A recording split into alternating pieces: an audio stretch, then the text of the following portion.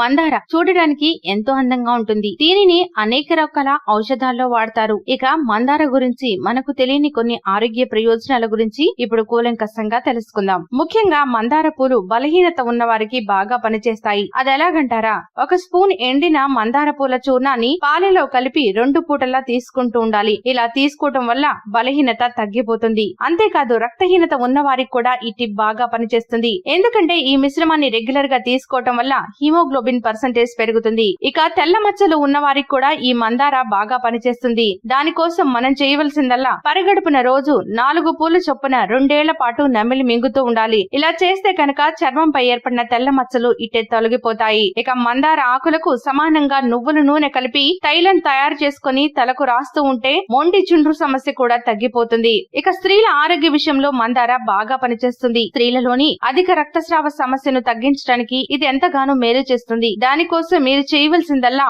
మందార చెట్టు వేరును నూరి నువ్వుల నూనె కలిపి సేవించాలి. ఇలా సేవిస్తూ ఉంటే గనక బహిష్టు సమయంలో అధిక రక్తస్రావ సమస్య తగ్గిపోతుంది. ఇక 3 పూలను కొద్దిగా నేతిలో వేయించి తీసుకున్నా ఈ సమస్యకు చెక్ పెట్టవచ్చు. ఇక పేనుకొరుకుడు వ్యాధితో బాధపడేవారు నెల రోజుల పాటు రోజు 3 పూటల మందార పూలను తలపై రుద్దుకుంటూ ఉంటే పేనుకొరుకుడు సమస్య పూర్తిగా తొలగిపోతుంది. సో చూసారు కదండి, సహజ సిద్ధంగా లభించే మందార పూలతో ఎన్ని రకాల అనారోగ్య సమస్యలకు చెక్ పెట్టవచ్చో. మీరు కూడా ఇలాంటి అనారోగ్య సమస్యలతో బాధపడుతూ ఉంటే ఇప్పుడు చెప్పిన విధంగా మందార పూలను వాడుకొని చూడండి, ఖచ్చితంగా ఫలితం కనిపిస్తుంది.